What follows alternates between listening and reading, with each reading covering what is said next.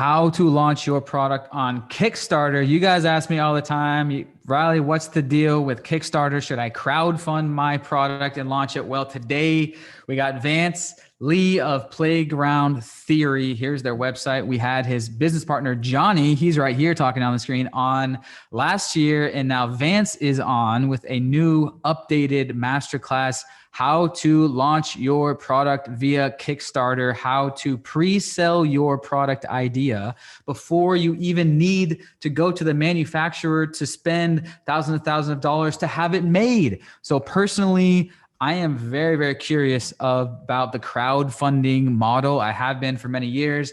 So for all of you guys who want to know about this model, how to do it, how to crush it, he's got the system dialed in. We got Vance here, and this is their website, livemyplayground.com. You can check them out. They are the Kickstarter masters. So Vance Lee, what's up? You're also in Bali.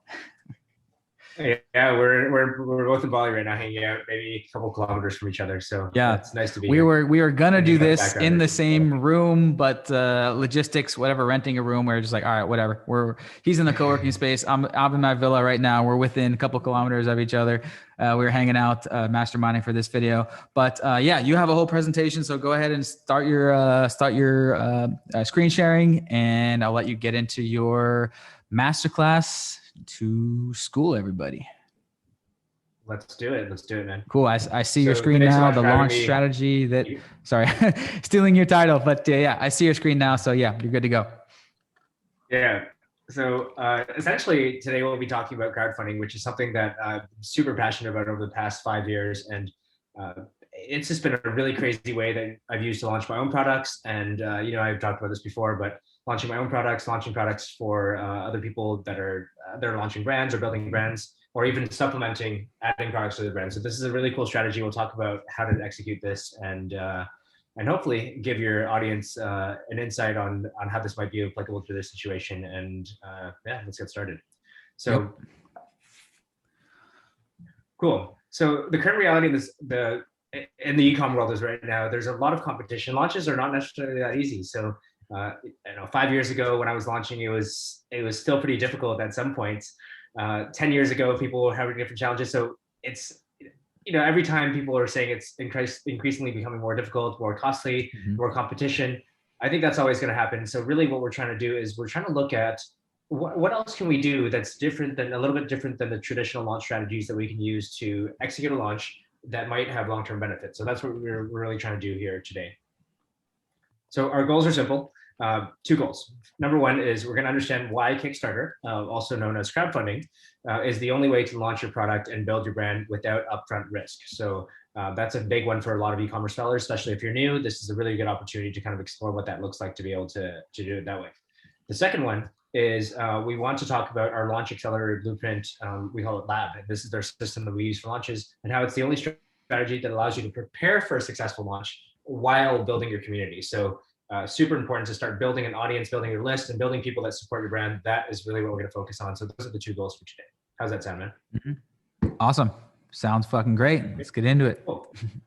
All right, let's do it. So who this is for, if you want to grow or build your e-com or physical products business to create a long-term sustainable brand or business, a profitable business asset that has the option for an exit, or just creating products that you're really excited about or passionate about. So this is for somebody who's really looking to grow their e-com business and take it to the next level. Whether you're a beginner, if you're just starting and you're looking for a launch model that works or that makes sense, that you can explore, that's different than the traditional launch models, or whether or not you've launched a few products, you already have the foundations for a brand, but you're looking for something more, more cost-effective, more profitable, less risky, and potentially something that really helps you set the foundations for a sustainable brand going forward. So that's really who this is for.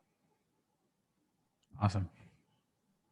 So we talked about I came from a company for many years, and then I started a creative agency. And after one of my trips to Thailand, it was just a vacation. I just love traveling on the road, and it's just really, really cool opportunity for me to be able to build something that was going to be allowing me to be location independent. So that's how I started jumping into FBA. And so I started ecom in 2015 with FBA. My first product was a success. At least at that point in time, I was really pumped about it. And the next year, I thought, I'm gonna scale this. I'm gonna launch a dozen more products and see what happens. And that ended up being pretty terrible for me. Lost a lot of money. 10 of those products out of the 12 products failed.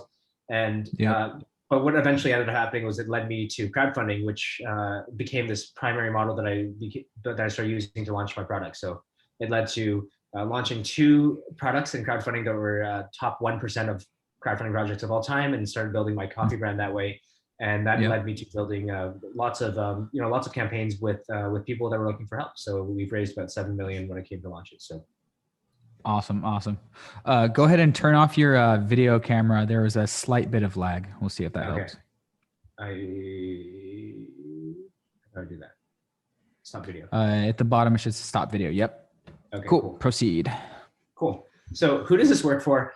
This doesn't just work for us. It works for a variety of people, from small brands to just starting off to people that already have established brands. So this is an example of friends that we worked with that are originally they were just they weren't an e-com business. They were they're a local kind of brick and mortar store that they're making products, but they wanted to start selling online. So these guys were called Ferris Wheel Press, and through 3 campaigns that they launched on Kickstarter, they raised over 400,000, got about 3,000 plus fans, and really built the foundation for their e-commerce brand to start scaling. So this is something that works for all sorts of companies in all different categories.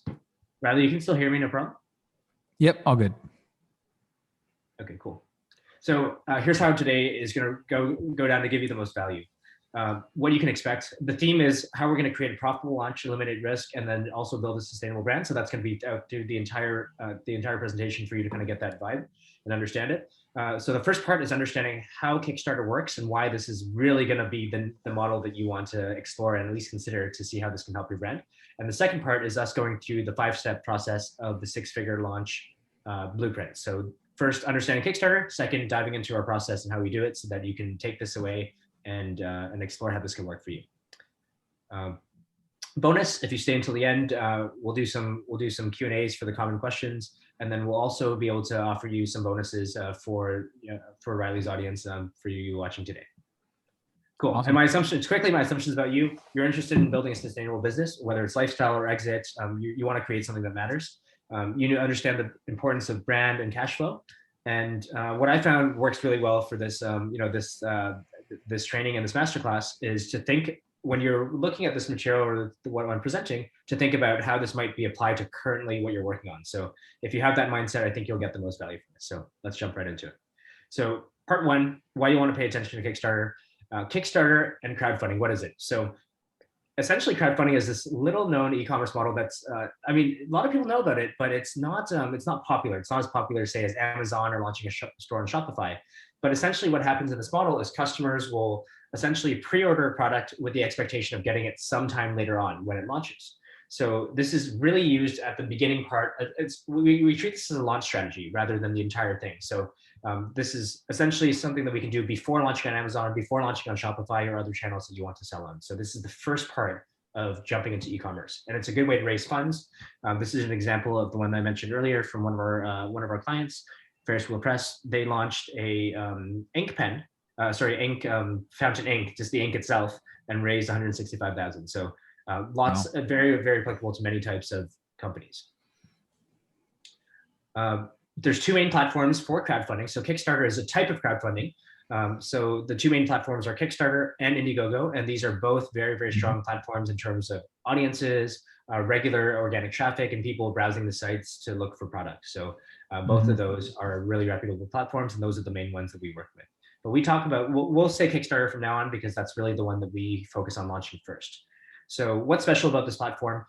People are considered early adopters because they really look for new projects to support, and they really like the process of shopping around, looking for new launches. And that's, it makes them these passionate customers that really want to share about what they're supporting and what they're buying. So, and one thing that's really important to note about these customers is these are some of the wealthiest e-commerce shoppers in the world.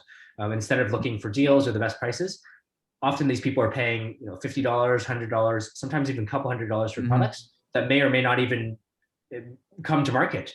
So they're willing to take a risk on projects that are going to be launching, and then and then hope that it comes. So you have to know that these people have disposable income, and that's super. That's really super cool to know that there's an audience like that out there. Mm-hmm.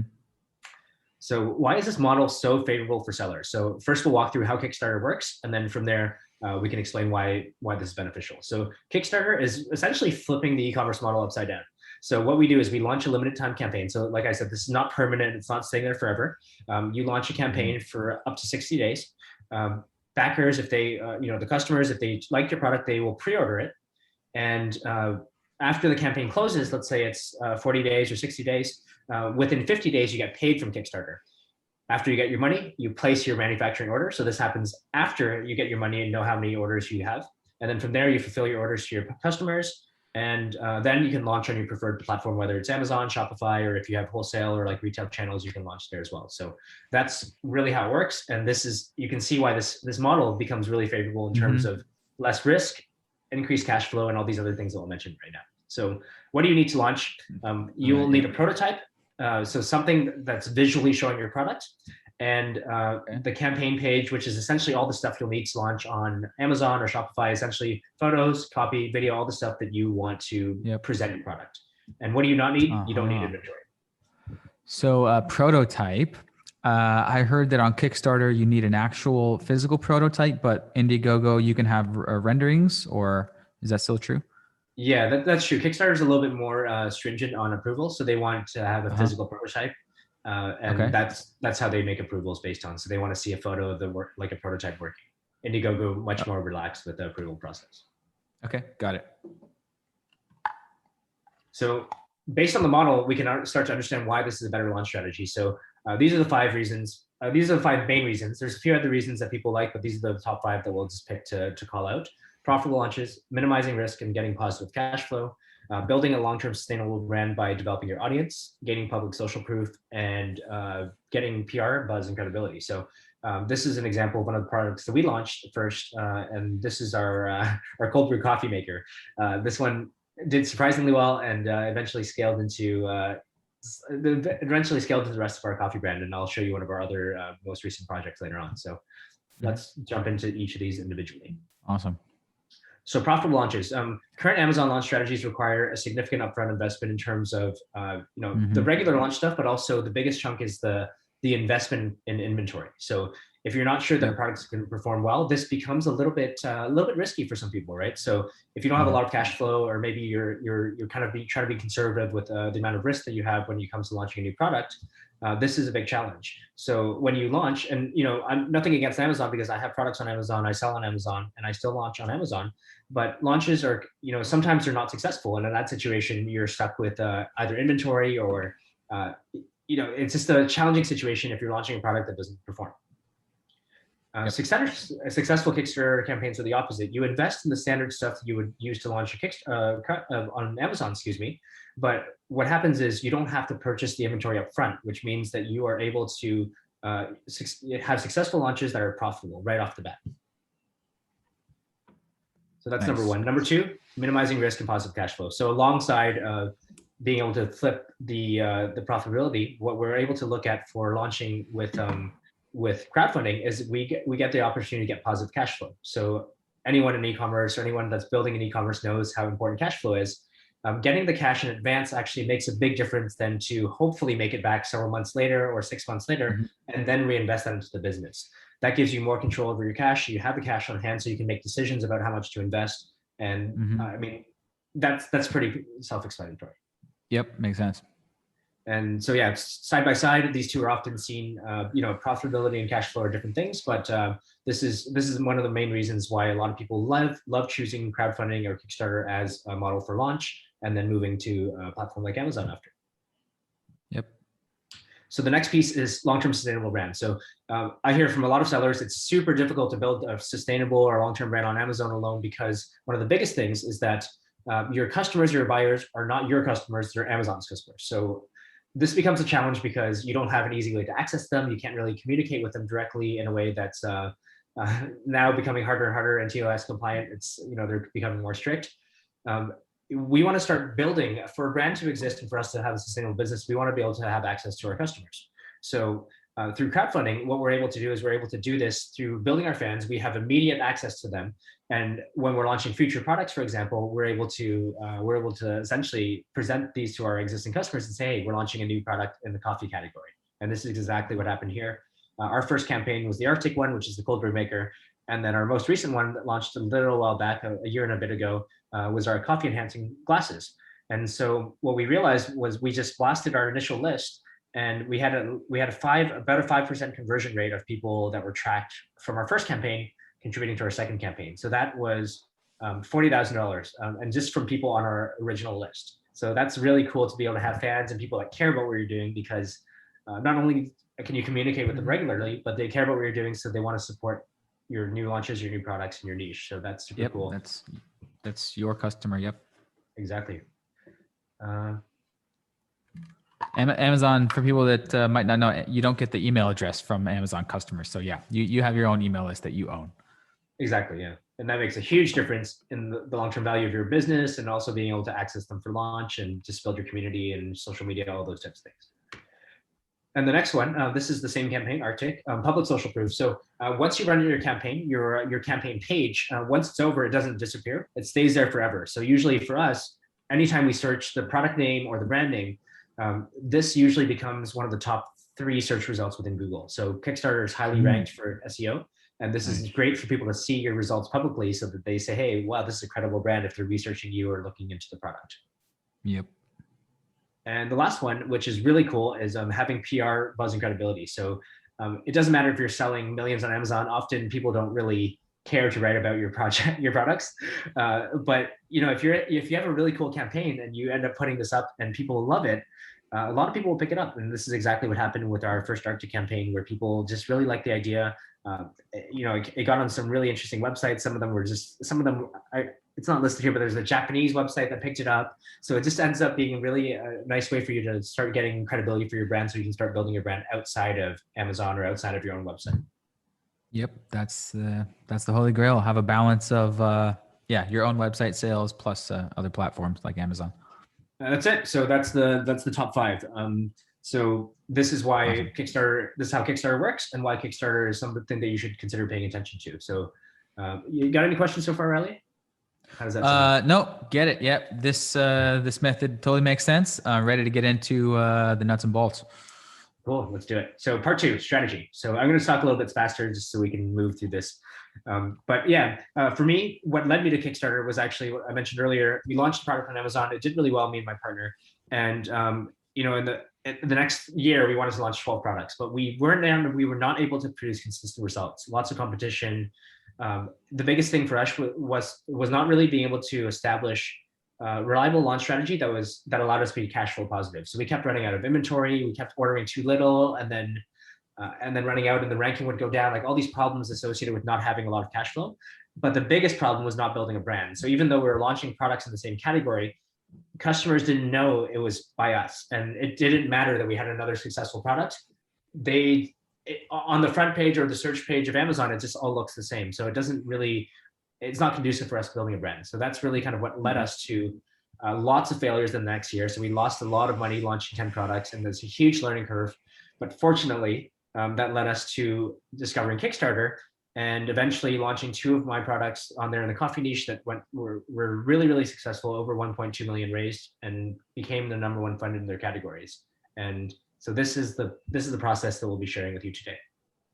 So we call this the Launch Accelerator Blueprint. So there's 6 steps, and we'll go through them quickly. Sorry, Riley, do you have a question? Nope.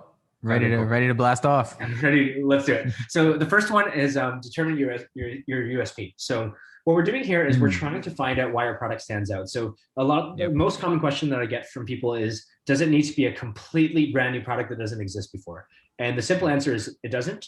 There's a lot of products. For example, this one, the cocktail shaker. I know this category because this is one of the categories I was researching when I was first launching on Amazon. But this is not a unique product. But they found a unique way to present it, and they were able to do pretty well on Kickstarter. So the purpose of this section is to identify why your product stands out, otherwise known as the hook. So there's 3 levels of USPs, and we'll go through each of these individually. The easiest is what we call product positioning. So product positioning is just really changing the way that you present the product idea or emphasize features in a different way. And this is something that you can do with virtually every single product that exists. So this is a friend's campaign. These guys are an organic skincare brand, and obviously that's a very, very competitive category on Amazon and in the world. These guys were just emphasizing this element of their product being grown on trees, and it became something that really connected with their audience. This is another category that I researched quite a bit when I was starting with Amazon, is travel products and travel packing cubes. So these guys, what they did was they emphasized 40% more space. And there's quite a few products on Amazon that exist that have two-sided pouches. But what these guys did with their campaign is they emphasized that one side was for fresh clothes and the other side was for dirty clothes. So they just found a really unique way to present it that really resonated with people. And if you look up this category on Amazon, you see dozens of pages of people selling this type of thing. But this ended up doing pretty well on Amazon, almost 300K there. Nice. So the next level up is what I call medium, but essentially this is some type of change or upgrade to the product. And I know Riley worked with this as well. Essentially, three main categories: material change, aesthetic design, or small functional upgrade. So chopsticks, not a new product, obviously. This is a product that's thousands of years old. And what they did was I love this product because all they did was they changed the material, and they changed it to titanium, and they call it aerospace grade titanium, whatever that means. And they raised almost 300K just with chopsticks. So changing the material is a great way to do that. Another example, this is packing cubes. You can tell I like this category. These guys essentially upgraded the material a little bit.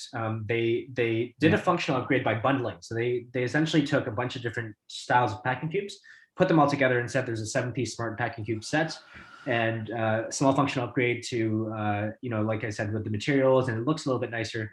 But these guys raised almost 300K. So something like that is also something that's fairly easy to do. Yeah. Wow. And advanced functional upgrade. Sorry, did I interrupt? You had a question? No, it's just good to know that those past two examples, it's like literally they just made a premium version of something, and like that's enough to kickstart it. Exactly. Yeah. So with the small upgrade and positioning, it kind of makes it a lot really appealing. So you combine kind of these like level 1, level 2, and then you're able to produce something that kind of stands out as a USP. And then this third level is the harder one, which is an advanced functional upgrade. And I don't recommend this if you're just starting off, but this is something that you can experiment with if you have a great idea or you're building in a niche that you're familiar with. These guys were just they called it the world's smallest cutlery set, which is essentially these cutlery set that you can twist on and off to carry in that little pouch there that fits in your pocket, which is really cool. All right, so step 2. Once you determine your USP, that's really how your product's going to stand out. You're going to want to create the campaign. So there's 2 main steps in doing this. You want to create your 3 key brand assets, and you're going to want to nail your campaign basics. So the first one, 3 key brand assets. So you're really going to create the assets that you would have needed to launch on any other platform, whether it's Amazon, Shopify, third-party websites, whatever it is. You need high-quality photos, you need really good copy, and you need a campaign video. So some people would say that they don't want to invest in a campaign video for Amazon launches, but even now you'll see a lot of people are doing video ads, and they have videos within their product listing page. So I would argue that this is almost like a necessity at this point. So if you're creating these 3 assets, this is not something that you would have to do only for Kickstarter. It's almost kind of forcing you to do this so that you have these assets available for every other platform that you'll be using it on. So the only thing I would say is focus on quality. Don't really cheap out on this. You really want to make sure that you create good assets, because this is going to make your campaign perform. And at the same time, you can use this for all your other channels, publications, ads, like everything else later on in your e-commerce career with this product. Yep. And the next is campaign basics. So essentially you'll need to set a funding goal. Keeping in mind that if you don't hit the funding goal, you don't get it. So we usually recommend less than 30,000. 10 to 30,000 is a good amount, depending on what you need to hit for MOQs and kind of your budgeting. And for campaign duration, 30 to 45 days is an optimal range. You get to have up to 60 days, but we don't recommend that unless you have, you really want to have an extended campaign. 30 to 45 days is the most successful range for a lot of campaigns that are making. All right, and number 3, list building. So build your list. Why is list building so important? So your audience is really this asset that you have. When you have a direct channel of communication to talk to your customers, this is so powerful, because you can tell them, hey, this is my story, or hey, our product's launching next week, or hey, we're doing a discount if you want to support this, us going now on Amazon now after Kickstarter. Building this list is super important because not only does it help you through your launch, eventually this becomes your asset that you can communicate with them for anything related to your business and your brand. So supporting current product launches and future launches. These people might buy once, they might buy a second time, they might buy a third time, and this is the way that you extend the lifetime value of your customer. So you pay once to acquire them to the list, and then potentially they're spending with you multiple times. There's people on my list that have spent, the craziest one is $2,500. I don't know who they're gifting all these coffee products to, or if they're just crazy about coffee, but there's, some people will spend a lot of money with you. So you're hoping that you build these types of relationships with as many customers as possible. And at the end of the day, having this list really makes the value of your business go up, because if you just have an Amazon business with no list, that value is going to be very, very, very, very different than having an Amazon business with a 10,000 person mailing list that is responsive to opening your emails and supporting your launches. Yep. So 2 main categories. We're gonna look at building a list of future customers. So these are the people that are eventually going to purchase your product and support your launches. So really for this, you really want to make sure you find out where they hang out. So you can target, Reddit communities, Facebook groups. You can do paid ads for this to landing page, but there's a lot. Really, the idea is to identify where they hang out, and really give them some incentive to participate and be involved in your in the development of your product. So that's what we really focus on when it comes to future customers or fans. The second category is what we call influencers. And influencers are not just limited to Instagram or Twitter accounts that have a lot of followers, but we have 5 different categories that include industry experts, community admins, or people just have access to audiences. So the idea is to build up a list of these people that have access to big audiences, or maybe not really big, but just targeted audiences that's interested in your niche. And that's really going to allow you to be able to have a really powerful launch. Once you launch, you contact these people, and these are the people that are going to be supporting you. Fourth is launch strong. So really, what we're trying to do here is at the beginning of the campaign, we really want to tell Kickstarter, hey, this product matters. So the list that we're building from step 3, we take that, and when we launch, our goal within the first 1 or 2 days, 24 to 48 hours, is to get people to buy during that time. So with our campaign, this was a 16-day campaign by accident. We actually wanted to do a 45-day campaign, but 16-day campaign for our most recent product. We raised $60,000 in the first day, and that became, that allowed us to start getting a lot of organic momentum within Kickstarter, and that happened by building a really, really strong list of people that really cared about our product before we launched. So you'll want to make sure that you kind of accumulate that and almost unleash the floodgates when you launch. The next one is take advantage of PR. So this is obviously optional, but it's a really good occasion or a really good event to kind of take advantage of PR, because you have a reason to get in touch with PR. You have a reason to get in touch with people to say, hey, are you interested in writing about our product? So this is another opportunity to kind of start building your brand outside of whatever e-commerce channels you're going to be selling on. And these articles, obviously, they're on high-ranking websites, and they'll be there forever. So anytime people search your product, they'll find that it's credible. So, if people are searching, see your product on Amazon and decide to Google it, of course, it's better that you start seeing other articles about it and people talking about how great it is. That's going to make a big difference. That's great. And the last part is leverage your community. So once you get access, once you start acquiring customers, you can start using these fans. You can start saying, hey, would you guys mind sharing? Or you can run contests that say, hey guys, we're doing a contest for a giveaway. Could you guys share this on your social media and help us push this campaign? So make sure you make use of this, because you have access to them right away. So unlike Amazon, where you don't access your customer list, as soon as they buy on Kickstarter, you can get in touch with them. So you're really, really able to leverage that community to start building that relationship with them and also delivering results on sales. Cool. And so after the campaign, you're going to want to fulfill orders. So this is pretty straightforward. After 15 days after the campaign, you get your cash. That's when you want to fulfill. You want to put your manufacturing order in. So for us, usually what we do is we order additional amount for Indiegogo. We have this secondary strategy that we use from Kickstarter. We moved to Indiegogo, where you can continue to sell on Indiegogo even before you get your inventory. So here we usually see a 20 to 100% lift. So at this point, we've raised an additional about 90,000 on Indiegogo as well. And of course, once you get the inventory you really want to deliver to your audience, because these people are your fans, your initial supporters. Make sure you don't let them down, and keep your promise to them. Got it. And finally, the most important part, establish your brand. So this is something that's super, super important. This is what gives your business value. This is, at the end of the day, when you have a brand, your business is worth so much more because people really care about what you're doing. And the way we do this is we use Kickstarter as a way to have an occasion to get what we call user-generated content. So after the campaign closes, we get people involved in creating unboxing videos, reviews. We've had people write blog posts and articles about us. People do different types of creative ideas of how to use the product. So this is a great way to start building your social presence. Right now, to this day, we have on average 2 to 3 people posting stories on Instagram every day or interacting with Instagram every day. So we have constantly a supply of people interacting with our brand.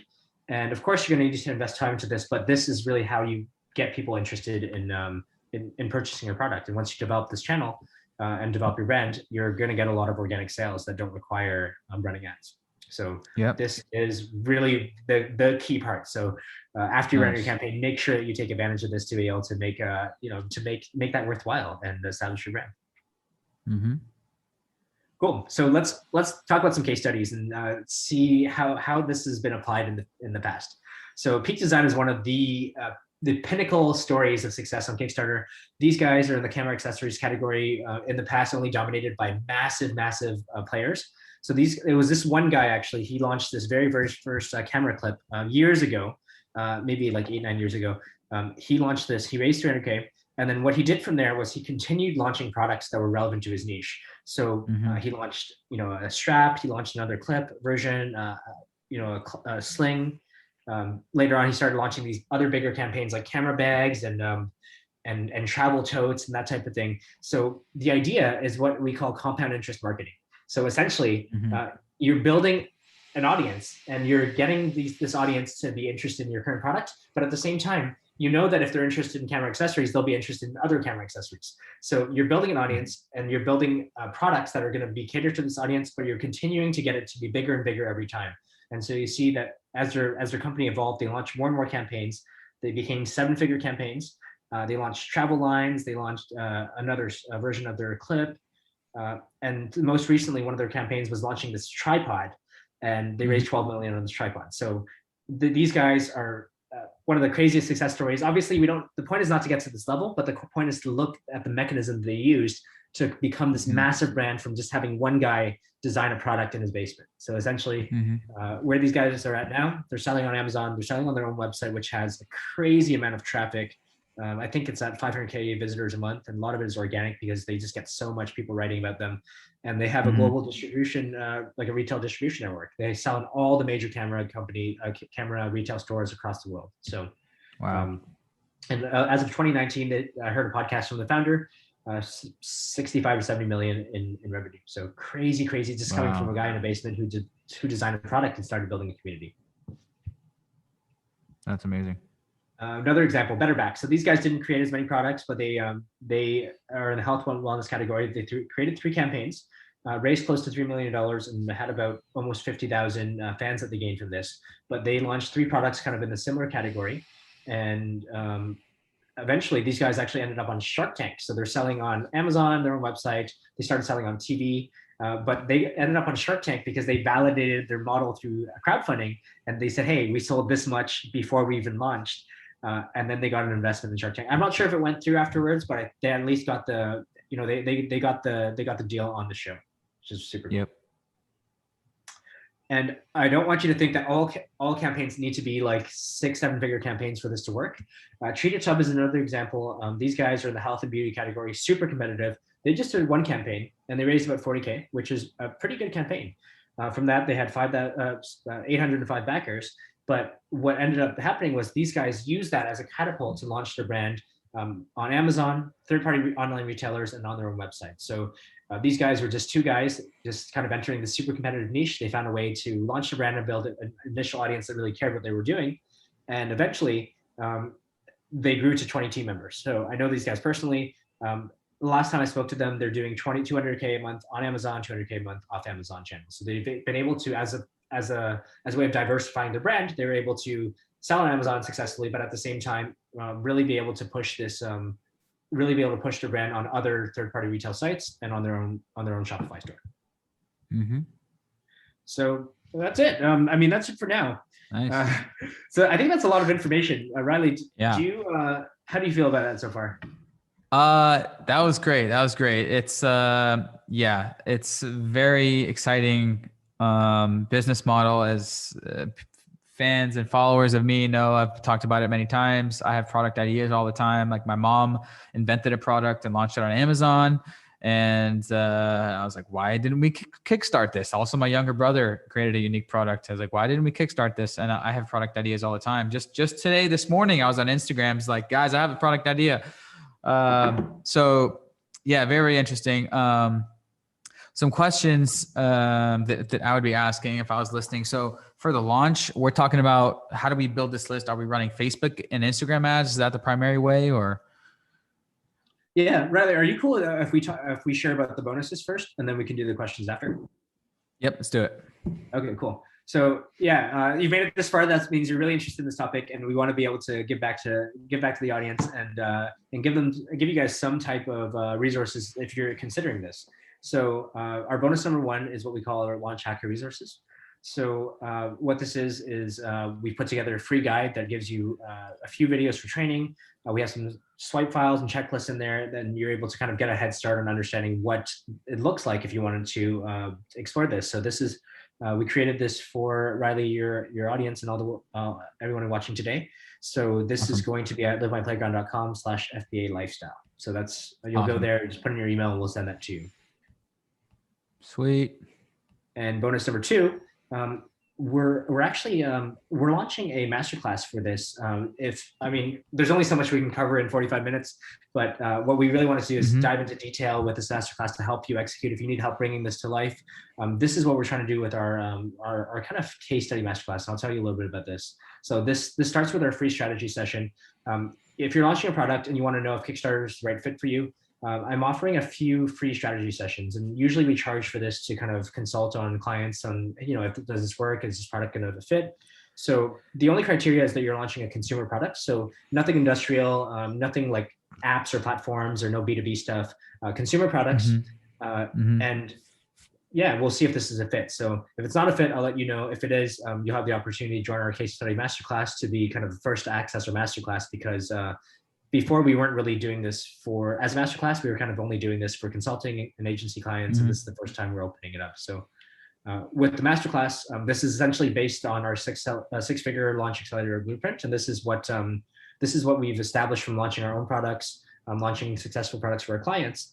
And we've had 100% success rate on these. So these are what we've used to raise funds for our clients to start products, launch products, and launch brands. So we're only accepting a max 9 people in our community to essentially make this happen.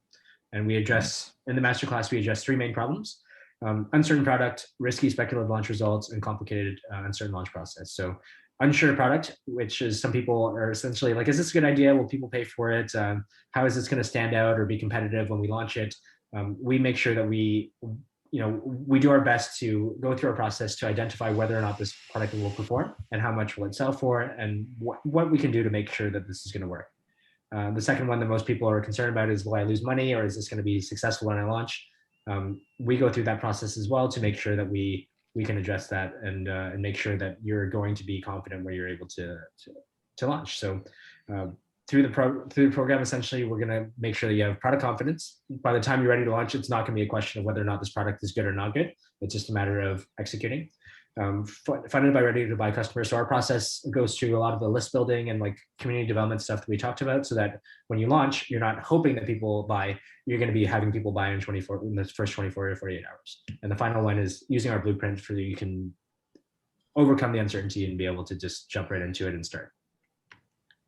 And the way you access this is actually you go to the same link, and this is going to be on the second page. So once you you go to the FBA/FBA lifestyle, our resources, and then on the second page you'll just fill out a quick application, and then we'll get that, and then we'll respond to you, and we can schedule a call. Okay, awesome. Yeah, so let's Yeah, no problem, man. So let's get to those questions. Let's nail those questions. Do you want me to put my video back Uh, on? yeah. You can put Let's see my face. put your video on. Cool. That was freaking awesome. So yeah, I would be wondering like, okay, so we got all the assets. We want to blast this, to people who might be interested. So are we talking Facebook and Instagram ads or? Yeah, for sure. A huge focus is on Facebook and Instagram ads, and a lot of the launch strategies will incorporate that. So our strategy definitely incorporates that. But there are different ways to be organic.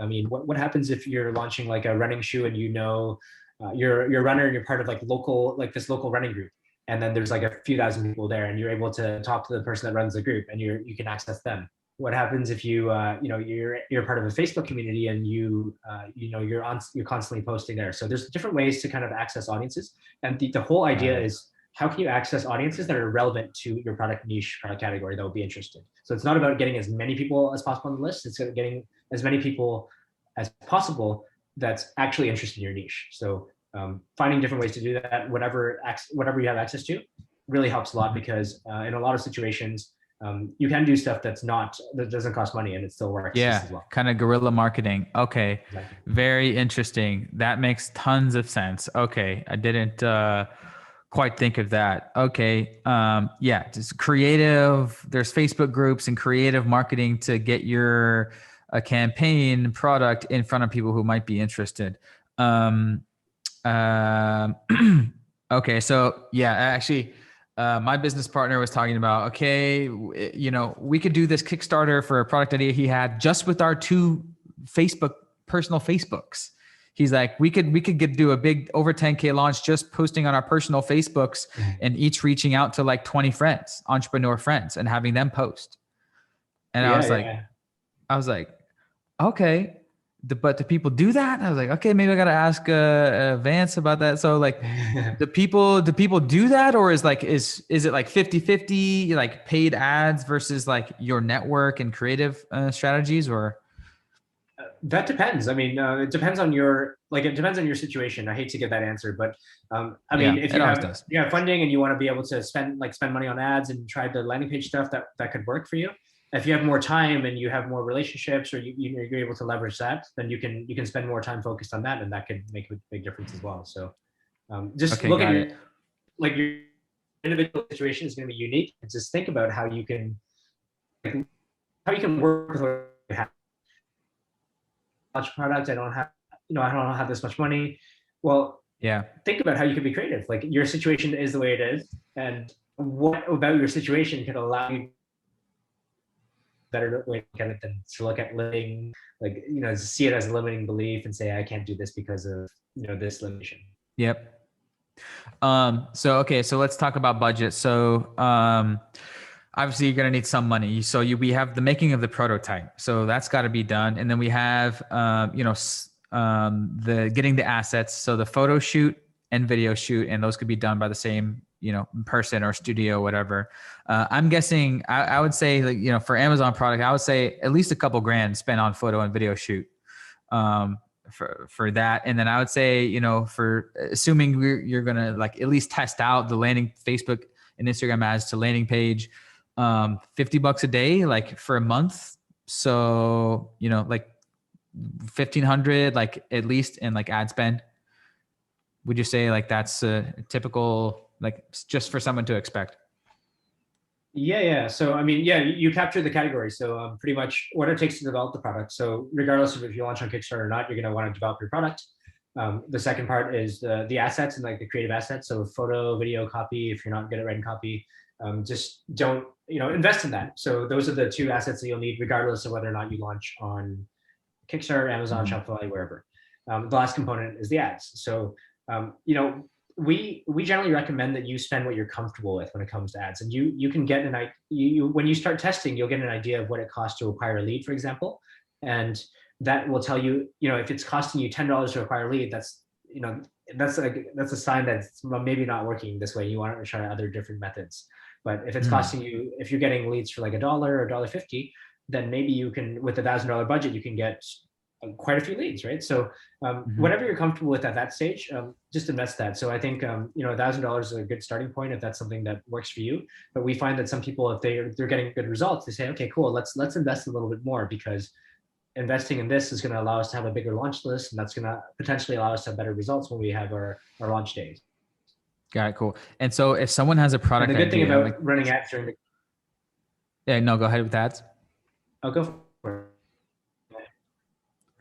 Oh, I was going to add to the campaign is, but you get to see if it's working. So if it's working and you're getting a positive return, you can get more money and you can ads. Cool. That's totally, so you're flexible. You're not committed to like a massive marketing spend.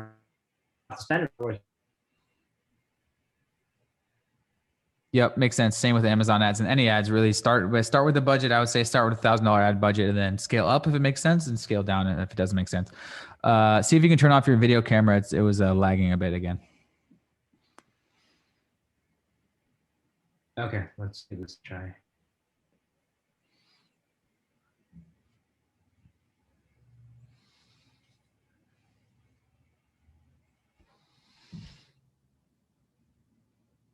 Cool. I still see your camera. I think you're muted, but your camera's still on.